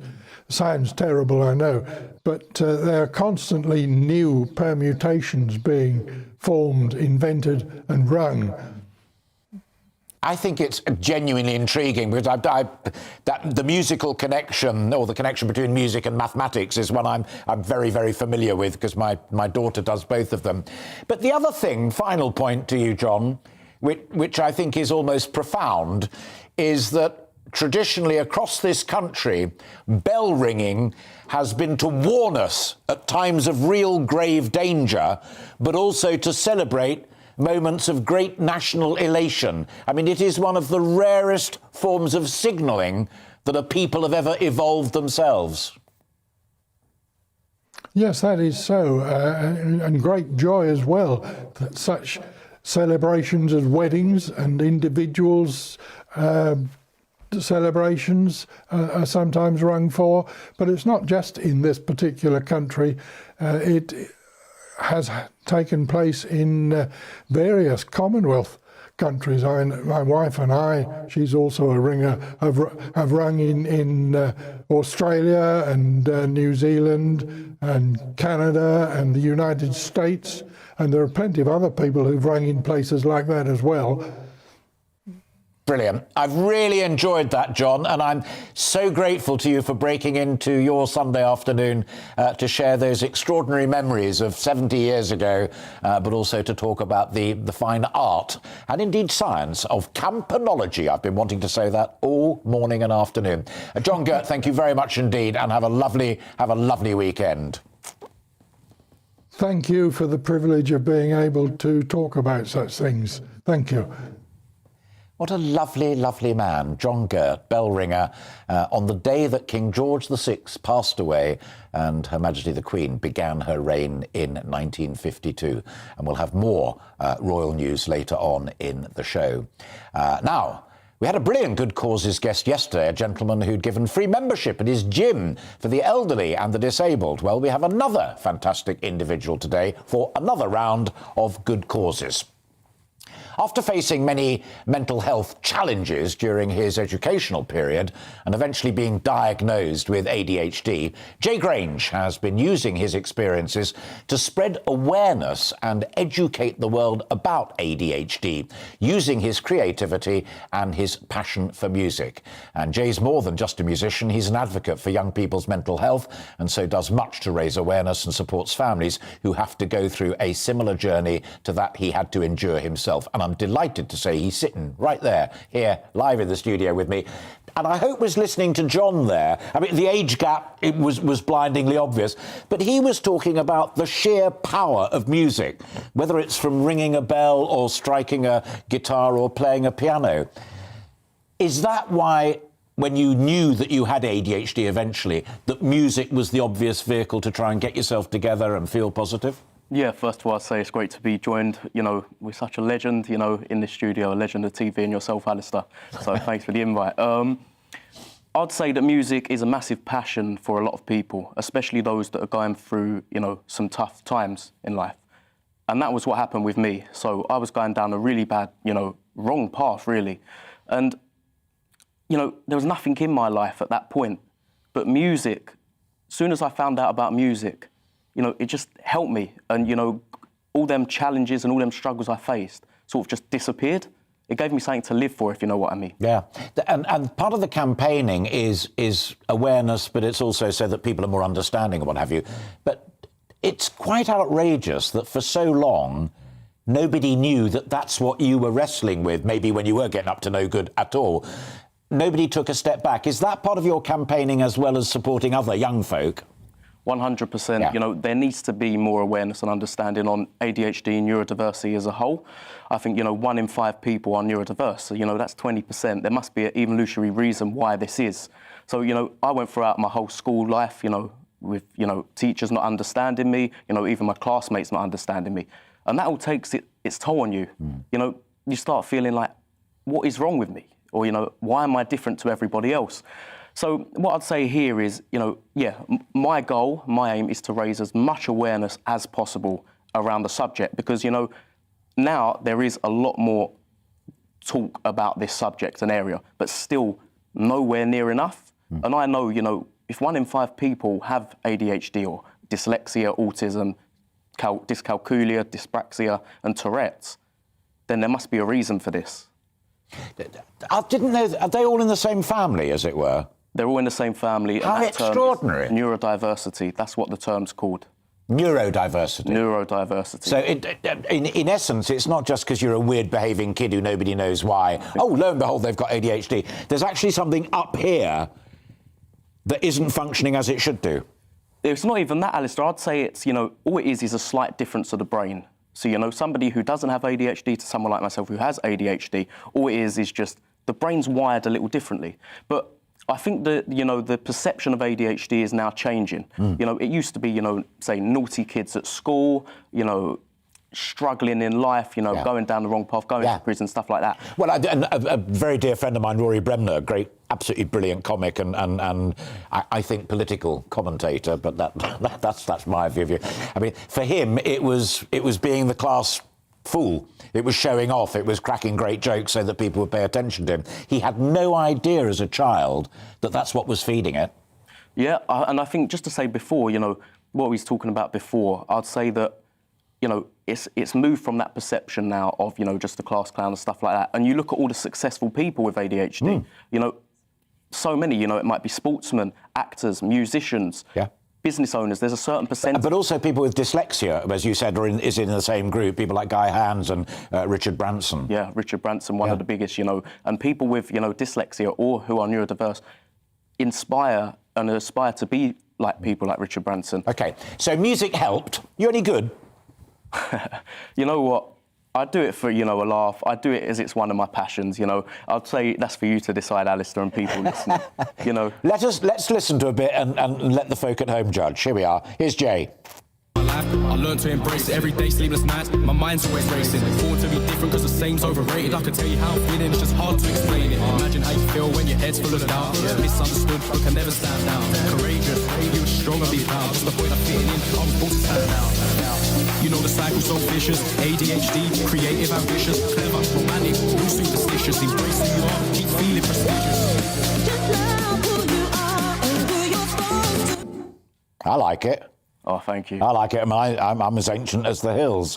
But interesting, there's a message within it as well. I mean, you choose the form of rap and fantastic backing singers and musicians there, but still the message. Yeah, the message is clear. You know, having ADHD, being neurodiverse is a positive, not a negative thing. And it gives you the creativity like that to make music, you know, to, you know, whatever you want to do. You could be a chef, you know, an actor, anything like that. It gives you that creativity, that creative spark. And the message, you know, I want to inspire loads of people with... But the thing that inspires me, with all due respect to that, is that not only do you go into schools and talk to youngsters, which I think is brilliant and crucial, but you're there at the World Humanitarian Forum Summit as well, and dipping your toe in, as it were, on the global stage. I mean, that is extraordinary. Yeah, I've spoke for the United Nations. Yeah. I was invited to the World Humanitarian Forum. So, you know, I'm getting the message across to people in other countries as well, you know. And again, just explaining that ADHD, being neurodiverse,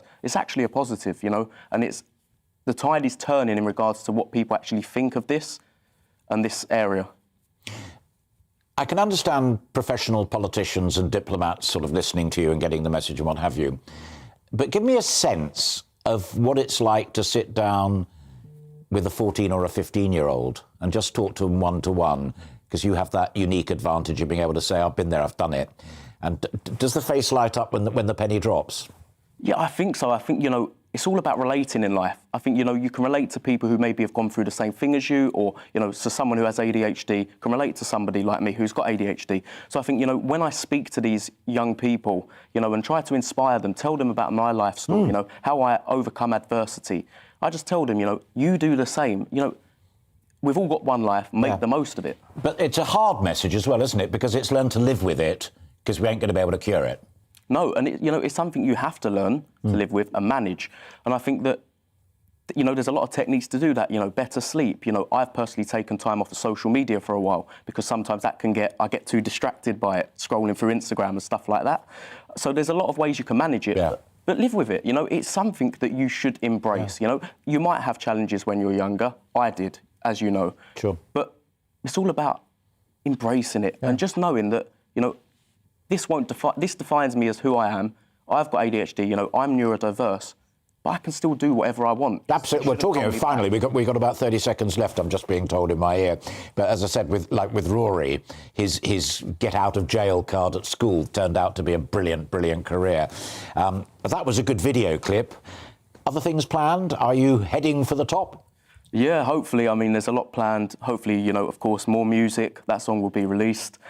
A lot of stuff, you know, speaking to different organisations, businesses, charities, partnering up with them, spreading the message of neurodiversity, spreading awareness. You know, if I help one person, that's great, but I'm aiming to help a lot more than just one person. Genuinely wish you well. I've thoroughly enjoyed the conversation, Thank Jay. you, Alistair. Good of you to come in, and good for what you're doing out there. It really does matter. Thank you, Alistair. Absolutely brilliant. Jay Grange, ADHD Foundation Ambassador and musician, on his way and doing good every step of the way. Thanks. Plenty more to come this afternoon on Alastair Stewart and Friends, and indeed new friends, which is good. After the break, Accession Day is not the only royal news that we have today. The Queen announced that when Charles becomes king, Camilla should be referred to as Queen Consort. I'll be joined by my good friend Charles Ray to take us through all of the latest next. But first, let's bring you up to date with the weather.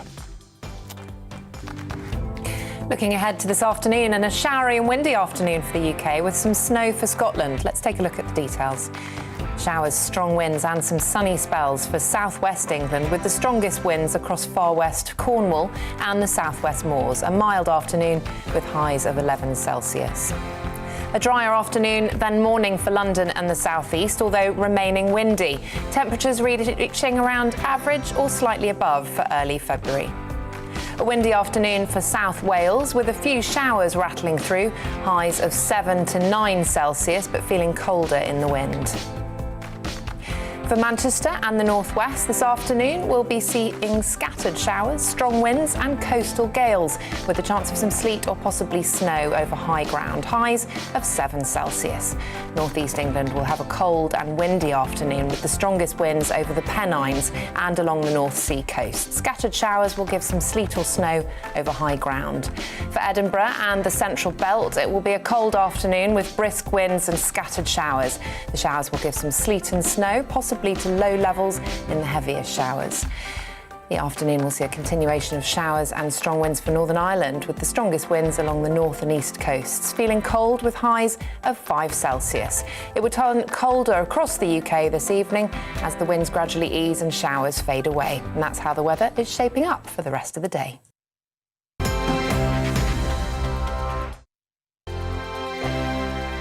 GB News is the UK's home of discussion and debate. From all perspectives. To stay up to date on the latest stories, make sure that you subscribe to the GB News channel. Right here on YouTube. You can watch us live 24/7 across the whole world. You can also check out exclusive content and catch up on previous episodes of your favourite shows.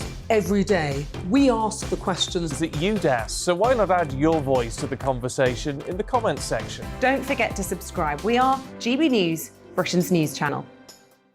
Every night at 11 on GB News, we bring you the next day's stories the day before.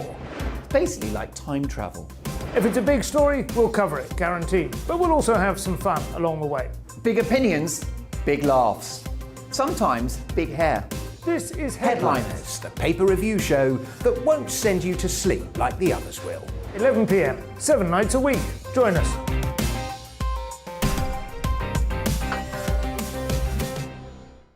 Hello there, I'm Eamon Holmes. And I'm Isabel Webster. And we hope you can join us for Breakfast with Eamon and Isabel. You make me laugh out loud, belly laugh. Is that important first thing in the morning? Yeah, absolutely. And there's me trying to be deadly serious. News is a serious business. Yeah, I have to rein you in sometimes. Well, it doesn't stop us laughing at it. It doesn't stop us having an opinion on what's going on. Yeah. And it certainly will not stop us reflecting what you think. Weekdays from 6 to 9:30 on GB News. I'm Dan Wootton. Join me Monday to Thursday from 9 to 11 for the feistiest and most fun news debate on TV, where free speech reigns. I'll bring you a sharp take on the day's biggest stories, bombshell newsmaker interviews, and A-list guests. And I guarantee you, no spin, no bias, no censorship, and no reason to go to bed. That's Dan Wootton Tonight, Monday to Thursdays from 9 on GB News.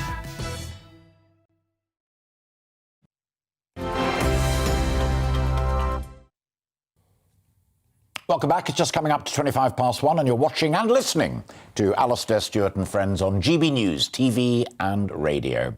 What a weekend of royal news.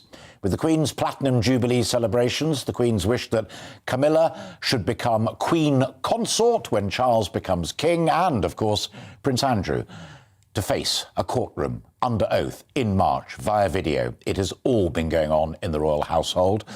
Few better, in my view, than Charles Ray, my good friend, former royal correspondent at the Sun newspaper, to take us all through it. Good to see you, buddy. First things first, I mean, we've read masses of it. We saw it last night. The great, the good, and everybody are retweeting what Her Majesty actually said in that note. But one step back, Charles, how significant is it that Her Majesty has anointed Camilla Queen Consort in waiting?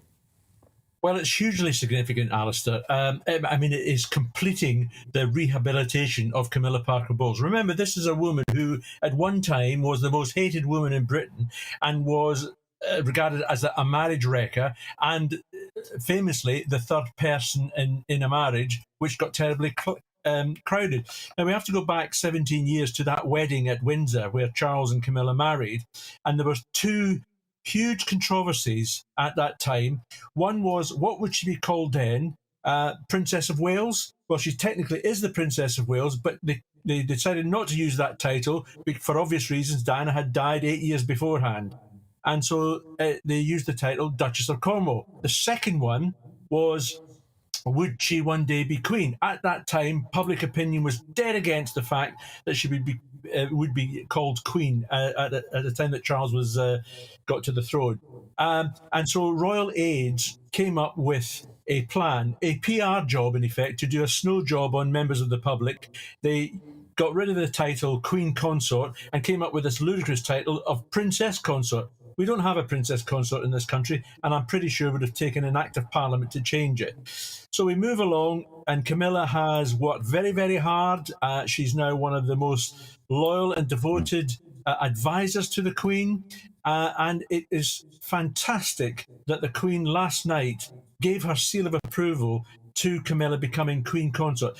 She would never have been anything else, in my view. She was always going to be Queen. It's that simple. Crucial point within that analysis, Charles. Would it have been Her Majesty's decision? You mentioned the advice and guidance from courtiers earlier on, but this is such a big deal that either the public will buy into or won't buy into. Would it have been Her Majesty's own personal decision?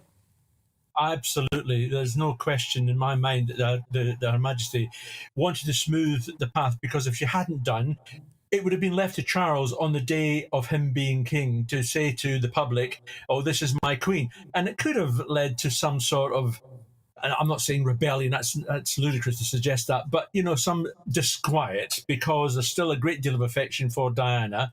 But I think that this has taken it out of Charles's hand. She's made it her sincere wish, and she's actually asked the public to sort of show them the same loyalty, support that they have given her over 70 years. So absolutely. And the choice of language speaks volumes of the subtlety and genius of this elderly lady. It is my sincere wish, not it will be so decreed. Now, who is going to challenge this sincerely? Is it going to be Parliament? No, not. And is it going to be members of the public? I think there will be some controversy, when Charles does become king, and therefore Queen Camilla. But I think it's been dissipated by the fact that Queen herself has said, "This is my sincere wish. This is what I want to happen." And as I said, nobody's going to challenge it. Nobody's going to challenge it. One of the things I find intriguing is the role that charity plays in the evolution of the royal family and individuals within it. I mean, I actually first met Camilla through the Royal British Legion. Very predictable. They do that, they like it, and it's right and proper they do. Next time I rubbed shoulders with her was with the Ebony Horse Club in East London, and a bunch of kids from ethnic minorities and what have you. She's also been on radio talking about domestic abuse. I mean, yes, this woman is redefining the royal role. Well, she is, but let's not forget other members of the royal family get involved in controversial subjects. You know, let's not forget Princess Diana when she championed AIDS and everything else. So they do get involved in these sort of things, and some of them are not polite issues, like domestic violence with Camilla. So and I'm not suggesting she commits domestic violence, by the way. She's a big supporter of finding help for people like that. And it's something that members of the royal family do, because their involvement with a particular charity, as you well know, Alistair, you get that sort of celebrity status with the charity, and it helps bring in the cash that they desperately need to continue the very, very good work that they do. And very good it is indeed. We've got about 3 minutes left, Charles. Duke of York, all over the papers. There will be an on-camera interview giving evidence in March. Yeah, there will be. I'm not so sure that we'll actually see the result of that on-camera interview, because it's a deposition. Now, March the 10th is the day in which the two lawyers, now one of them is David Boys, who is regarded as a shark in terms of being a lawyer. He is a superb litigator. Now, he's flying over with Sigrid Macaulay, and these are the lawyers for Virginia Giuffre, the girl who's made these allegations against the Prince Andrew. And he is going to have to face those two in a room over 2 days at a secret location. And they will go through everything. They'll want to question him over the sweating, the party at Pizza Express, And that picture, that devastating picture of his arm around a woman who he says he has no recollection of meeting. Now, the deposition will take 2 days. And as I understand it, his British lawyers here are currently going through things with him to try to make sure that he doesn't have a car crash interview as he did with Emily Maitlis on Newsnight. But they'll go through everything. Its private life will be laid bare, stripped to the core. And what happens next? I mean, is that dictated by what is in that deposition, or do we already know that the deposition will take place, then other things will be heard, and then there'll be a court case? Or is it, as you, when we last talked about it, you said there will be various get-out points where one side blinks or the other? Well, that's still possible because we could still have a settlement of some stage of this case before it got to court. Remember, as I told you before, 97% of civil actions in the States get settled out of court. Now we've got his deposition. Virginia Giuffre's still got to make her deposition. They'll take those. That's by Andrew's team, so I'm assuming they'll have to either go over to where she lives in Australia or whether they do it via a video link. So once you've got the depositions, the court case is set down for late September, beginning of October. If we get that far, then the case will happen. And I'm assuming that Prince Andrew, if the case does go that far, will have to make another appearance via video link, because I doubt very much he's going to go to the States. Absolutely fascinating stuff. Charles, thanks very much indeed, both on the upside about Her Majesty and Camilla and the slightly grittier Agatha Christie stuff about the Duke of York. Always good to talk to you. Thanks, mate. You take care and have a great Sunday afternoon. Thank you. Thank you. And you. My lovely friend Charles Ray, former royal correspondent at The Sun and industrial correspondent at The Sun before that, which is where we first met 40-odd years ago. You're watching and listening to Alastair Stewart and Friends, and we've plenty more still to come in this final half hour. You'll be hearing my take next on our big topic today. Plus, we'll be taking a look at what you think at home as well. Should Boris stay or should he go? All of that to come. But first, let's take a look at the latest news headlines. Here's Olivia Guthrie.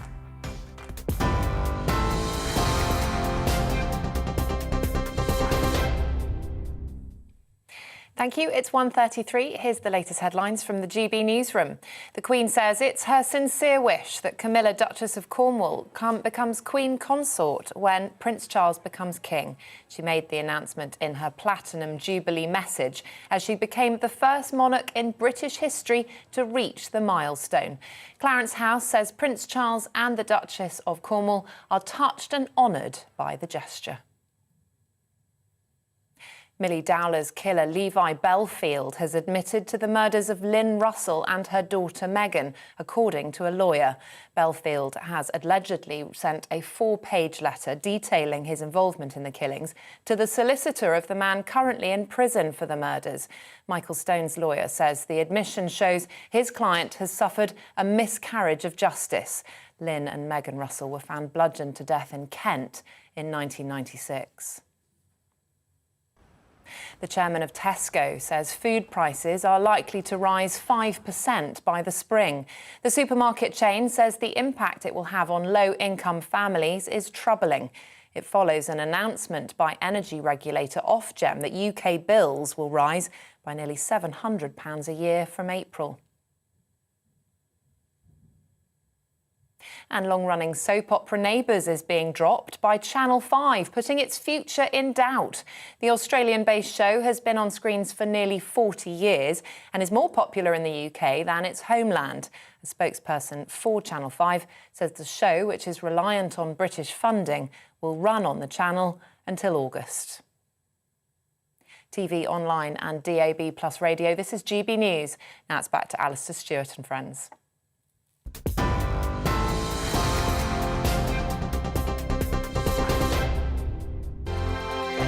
GB News is the UK's home of discussion and debate.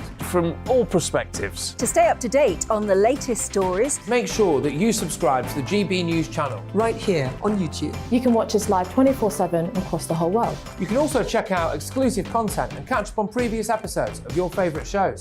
Every day, we ask the questions that you'd ask, so why not add your voice to the conversation in the comments section? Don't forget to subscribe. We are GB News, Britain's news channel. Every night at 11 on GB News, we bring you the next day's stories the day before.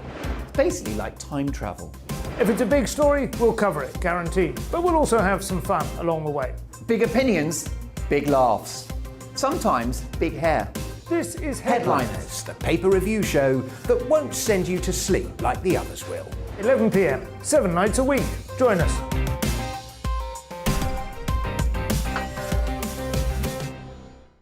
Hello there, I'm Eamon Holmes. And I'm Isabel Webster.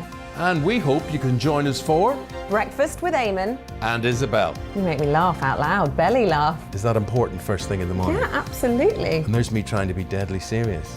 News is a serious business. Yeah, I have to rein you in sometimes. Well, it doesn't stop us laughing at it. It doesn't stop us having an opinion on what's going on. Yeah. And it certainly will not stop us reflecting what you think. Weekdays from 6 to 9:30 on GB News.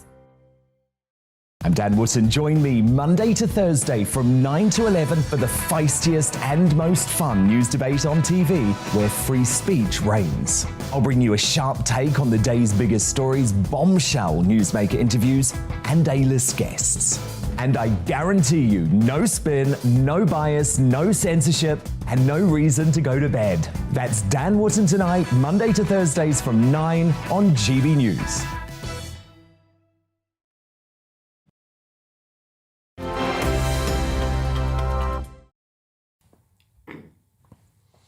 Welcome back. It's just coming up to 20 to 2 and you're watching and listening to Alastair Stewart and Friends on GB News. We've been speaking about the Prime Minister, Boris Johnson. Should he stay or should he go? Shortly, we'll be hearing what you've had to say, and I'll be giving you my take as well. But before that, I'm delighted to be joined here in the studio to give his view by Sean Worth. Now, Sean is a political commentator right now, but he is also someone who previously worked at Central Office, the headquarters of the Conservative Party, and in Dave Cameron's days, he was in Downing Street. Good to see you.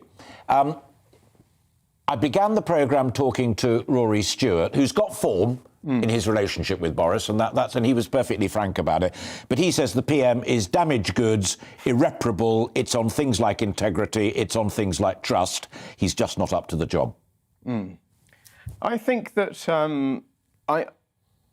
the thing that... Sorry, I'm going to answer the question in a slightly different way. No, that's fine. So the reason he's in a leadership challenge situation right now is because his own backbenchers are furious at the way Downing Street has managed the issue around parties that he was or wasn't at and having cake and the baby was there and all that rubbish that's been in the press. I think he's a terrible operational manager. He's a very bad manager. He's a great campaigner. He's very good at speeches.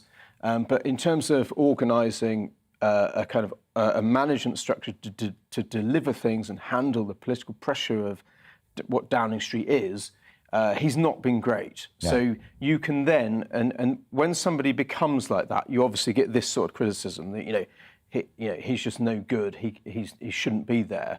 I don't know how successful it will be, but the moves that he's made this weekend to try and sort out the Downing Street team, I think are absolutely essential. Fascinating, both of those points, which, again, I'm not going to start arguing with it because I've let people out there make their own minds up and hear what they say, but I completely take your point. And actually, Sue Gray, and even the redacted draft, made the point that there was an atmosphere that allowed folk to organise parties they should have done. The other side of the argument is that he should have stopped it, but that's a separate argument. Michael Fabricant, who, again, has form as a serial supporter of him, been online, been on telly lots of times, the key point that he makes is this. All of that's probably true. Chaotic, disorganised, may well have crossed the line or what have you, but out there, people still like him. Whatever the polls say, and I did one myself, and I'll give the result of it later on, but it's 2-3 to 1. Right, yeah. Now, YouGov might not find it that way, Ipsos Mori may not find it that way, but wherever you go and chat to folk, don't you sense that as well? Oh, 100%. Yeah. And this is the reason the Conservative Party allowed him to be their leader. They didn't necessarily think that he had great ideas or that he was great on policy, but they saw he'd won in London twice as London Mayor. Sorry to interrupt. Say one key policy: Brexit.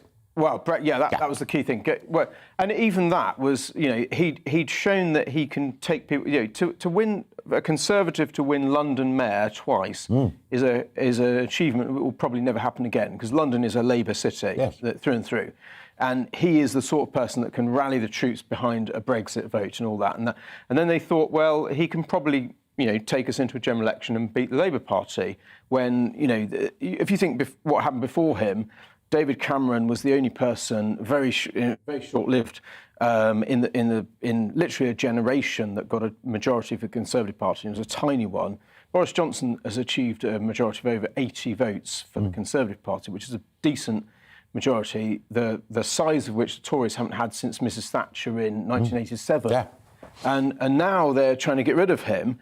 And all it boils down to is the fact that he is a great sort of on-the-stump speaker and performer and campaigner, but in terms of managing, he's been terrible. And I think he's sort of slightly come to realise that now and admitted it and said that he's going to sort the Downing Street operation out. And, I mean, but given all of your experience, and Dave was fairly brutal. If people didn't deliver, they were out. But he was equally quite soft when it came to people pushing him hard on Husky and embrace the green agenda more than he used to when he worked for Norman Lamont. So he kind of ticks both of those boxes. But when I reflected on the detail of those two appointments last night and then saw the reaction this morning, I mean, there's an element of ineptitude even in the fight back, because people are all over the place saying, oh, man, Steve Barclay, first and foremost, is a member of Parliament. He's got constituents to look after, not run the private office. And Guito, Sky TV, were running with great pleasure a very recent interview where Guito was putting the boot in to the Prime Minister. I mean, for goodness sakes, that's inept. Well, I would say, first of all, I'm not defending Johnson. No. But genuinely from a been there, done it guy. Yes, exactly. So, Downing Street, as you know, Alistair, historically it's like a medieval court. There are not people there for their skills and their abilities. They're there for their loyalty to the king. Andrew Mitchell said exactly that. Right. Like a medieval king running a baronial court. Exactly what it is. And in the UK specifically, unlike, say, America or Australia, where you have lots and lots more political advisors when you come in and win an election, and you have a managerial structure that's applied to them. We rely on the civil service for all of that, and there's a very small number of political advisors. They're called special advisors normally. Yeah. And they squirm and slither over each other for access and proximity to the king or queen, and it's very, very medieval, and it's completely out of date and probably needs to be completely restructured and got rid of. And the problem with it is it does expose, if you've got somebody like Boris Johnson, who is a fantastic speaker and orator and campaigner, but not a very good managerial person, as say, Tony Blair was, for example, or before him, Harold Macmillan, Harold Wilson was fantastic. That will, you will get people that are not terribly qualified to make decisions, making big calls on issues like how do we handle this crisis, and that's where unfortunately, that's what's happened. You've got, and I'm not saying this for hindsight. I came on your channel before and said the idea that you can deal with this by having this Sue Gray investigation is a terrible, terrible handling. And the ghastly swerve of having to then accept the Metropolitan Police that wouldn't have happened well. if the Metropolitan Police investigation, whether the Prime Minister has some cake or not, and all that. I think that's completely farcical. It's a waste of the police time. They should have come out and just given some information out, said, here's what happened, we're very sorry, it shouldn't have happened, and here's what we're going to do to stop it, and that would have taken about a day. And instead they've had I think it's been about 6 weeks now. This and may go on and on and on. Absolute cuts. Two final areas seeking your experience, but I completely take your point, objective judgment at the moment. And the first is this: you know how my industry works as well as how your industry works. Is there a conspiracy going on out there? Because there have been some pretty learned pieces written about the connection between special advisors who've left, whose husband had the Chancellor of the Exchequer as best man, and the Spectator connection and so on. Is there a group in the upper echelons of the media who would have him done? Lord Grade in the Telegraph yesterday said the BBC are gunning for him. I think there are. Talking to my own, friends and colleagues and people, I certainly think that there are a number of MPs that would love to have somebody like Michael Gove take over because he's. But they've got buddies in the media who will help them in that pursuit. Possibly, yeah. I mean, yeah. Well, definitely, yes. But I mean, and they're. What they're clinging for, and it's not a conspiracy really. They're just desperately thinking we need somebody to deliver some policies that we can then campaign on for the next election. So and that's the key point: is the next election. Yeah. My final point then is this, and I'm just being told we've got 45 seconds. I don't know how good you are at doing that, and I'll give you the death stare. My personal view, which I'm about to share at the moment, hinges upon the fact that. We put him there, whether it was Henley, Uxbridge, London twice, or general election in 2019. We should have a say in this. Will they not wait until May? I think if the May elections are disastrous, then Boris Johnson's allure as an election winner and a campaign, all that will deflate like a pop balloon, and you will get. But that will be a judgment made by ordinary folk up and down the country. No, I think it would be a Conservative Party. No, I mean, but you'd have the data from at least elections where you and I and everybody else go into a ballot box and say, I want this as a local councillor, but I know what party colour they're in. That's the ultimate test, the election. Do you think he'll get that far? I think he will, unless he, in 10 seconds, I think the Metropolitan Police investigation needs to come out. The point is handling that from there till what's called a purdah period before the May general election is probably about April. He's got about that amount of time. It's about 4 weeks to absolutely resurrect everything. If he doesn't, he will have a move on him. But I think it's a massive bar to get him out because he's got a big majority. 50% of the party need to vote him out, and that's a really big call. Sean, welcome any time. Thank you for breaking off, and I hope your little one was looked after well by my team while you left him and came in here to have the conversation. Thank you very much indeed. Sean Worth there, no pun intended, every moment of it with the experience of what it's like working in Conservative Party head office and indeed in Number 10. Now, before we hear your thoughts on our big topic today, confidence in Boris Johnson as Prime Minister, and in a moment you will hear my take, let me give you a reminder of what my guests had to say this morning. Terrific team. First up, Rory Stewart, former Secretary of State for International Development, about his ex-boss. He told me that Britain deserves a better leader. Britain is a very serious country facing very serious crises. Doesn't matter whether it's Russia, Ukraine, or what's happening to our economy. Our economy is in a very, very difficult state. And we need a Prime Minister who's good at detail, who's serious, who's focused, who inspires international confidence.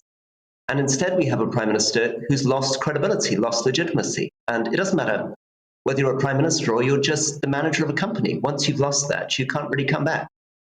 Boris famously was a pretty come-lately Brexiteer. And the problem with him, and this was something I felt, I worked for him very closely. I was the Minister of State in the Foreign Office when he was the Foreign Secretary, is that he's in the habit, unfortunately, of lying all the time. And that makes it very, very difficult to manage something. For two reasons. One is that you end up lying to yourself and you can't quite remember what you think. And the second thing is it's very difficult for anyone to follow your orders because they don't know when you're going to change your mind. So he said he was going to take Britain out of the European Union by the 31st of October. And it was obvious he couldn't do that. He might be able to do it, but he couldn't do it by the 31st of October. So I thought, well, I'll just ask him how. How are you going to do that? And I thought that was going to be devastating. But of course it wasn't, because he's a very charming man, he's a very funny man, and he knows how to skirt his way around questions like nobody on earth. Michael Fabricant was next up, who had something to say about Rory and confirmed, despite everything he'd heard, that he was sticking with Boris Johnson as the best man for the job. Rory's a lovely guy, very able, very articulate. He was speaking to you from Jordan. He's operating on a day-to-day basis from New Haven in Connecticut in the United States, where Yale is based. And, you know, he's like so many of the commentariat, very out of touch with, I would argue, the reality of what's on the ground. Firstly, he said that, you know, he can't run an effective government. Well, this government developed the best vaccine program in the world. We were the first to start the vaccine program. We've got the biggest economic growth rate in the G7. I could go on, but I'll just finish with one thing on that point, that the World Health Organization said 2 weeks ago that the United Kingdom could be the very first country in the Northern Hemisphere to actually leave the pandemic. I do stand by him because, first of all, there's the definition of when is a party a party. Is having drinks during the course of an 18-hour workday with people that you'd been working with anyway in the same work bubble. And don't forget, they were designated in law as key workers. So I genuinely think that he thought at the time it wasn't illegal and that he wasn't breaking any rules. And we'll find out whether he was breaking rules or not. But I don't think he actually thought, you know what, it's one rule for me, one rule for everybody else, because he thought that he was abiding by the rule. Michael Fabricant, and before him, Rory Stewart on Boris Johnson. Should he stay or should he go? My view, the charge sheet against the Prime Minister was explored, his electoral attraction or the loss of it, and the quality of his fight back. I still think it's too early to call. I think we need the findings of the Met investigation, as Sean just said, and the full Sue Gray report. But the truth is, MPs will decide it, before or after we get those. You may think it's wrong. I do. But that's the way it works. Whatever happened in 2019 and whatever has happened since, MPs decide if a Tory leader should be challenged or if he should stay or go. If he's toppled by MPs, the Conservative Party and the country have the final say between the two final candidates those MPs choose. But we're not there yet. Boris Johnson's enemies will continue for all their reasons, but we don't know if among MPs there are 54 or more of them, and then if there are a majority of them to see him out. We just don't know. The media, I think, will continue their pursuit of him for reasons I've argued for on this programme, and I think Sean just agreed with as well.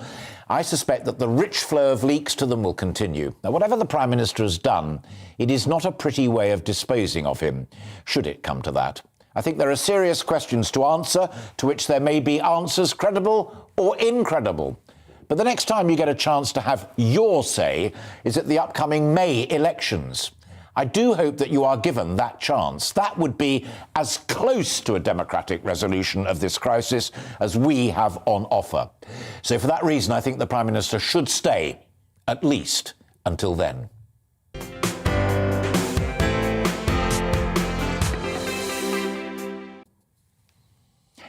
Emails. This is from Mark. I love Boris Johnson, truly believe that he is the best Prime Minister we have ever had in my lifetime of almost 60 years. Pete takes to Twitter. I worry about the alternatives. Sunak, not for me. Starmer would take us back years. The Conservatives need to get this levelling up right and sort out the European Union from forcing the separation of Ireland. Boris Johnson needs to be stronger and a Conservative. Claudette, also via email. Boris may have been a fool, but most of us who voted for him knew what we were getting. Dominic Cummings won't rest until he's gone. Michael on email. This, nothing more than a witch hunt by those like Rory Stewart who are quite frankly jealous of him. They don't have his persona, they don't have his resilience and popularity. I'm also fed up with the media allowing him to be called a liar without asking for evidence. He must not be driven out. Hartley, on the other hand, via Twitter, no, he gotta go. That's the way he's written it, so that's the way I read it out. Pete also on Twitter, I can't find one person in Stourbridge who backs Johnson. Karen on Twitter, how many times do the public have to tell you? Back Boris. Ed, email, fight on until Conservative members choose whether he stays or goes. Anna, Twitter, Remainers like Rory want revenge. Simple as that. James, only the mainstream media and the woke types want Boris out. Penultimate. This is from Jane. The Prime Minister's party transgressions are enough for him to go, but even stripping those away, I have no faith that he has the intellectual rigour to govern the country and devise the necessary policies to solve the many crises we have. And finally, Andrew, the PM's made mistakes, but I will be damned to let the mainstream media and Labour dictate when he should resign or not. Now, incidentally, I put the question, should Boris stay or go, on my Twitter feed last night. More than 5,500 of you have voted. Now, I know it's only Twitter and it's only my following, but overwhelmingly, the vote was in favour of Boris Johnson. I find that quite interesting. It's not particularly scientific, but there we have it. We will continue following this story as it develops, and hopefully we may get some movement on the Sue Gray report and the Metropolitan Police. But my final point is I'm not a Boris basher and I'm not a flag waver either. I just think you deserve as honest an appraisal as is possible, and that's what we have done once again. So from me, a very good afternoon to you, and see you on Friday at 8. Now here's the weather. Looking ahead to this afternoon, and a showery and windy afternoon for the UK with some snow for Scotland. Let's take a look at the details. Showers, strong winds and some sunny spells for southwest England, with the strongest winds across far west Cornwall and the southwest moors. A mild afternoon with highs of 11 Celsius. A drier afternoon than morning for London and the southeast, although remaining windy. Temperatures reaching around average or slightly above for early February. A windy afternoon for South Wales with a few showers rattling through, highs of 7 to 9 Celsius, but feeling colder in the wind. For Manchester and the northwest this afternoon, we'll be seeing scattered showers, strong winds and coastal gales, with a chance of some sleet or possibly snow over high ground, highs of 7 Celsius. Northeast England will have a cold and windy afternoon.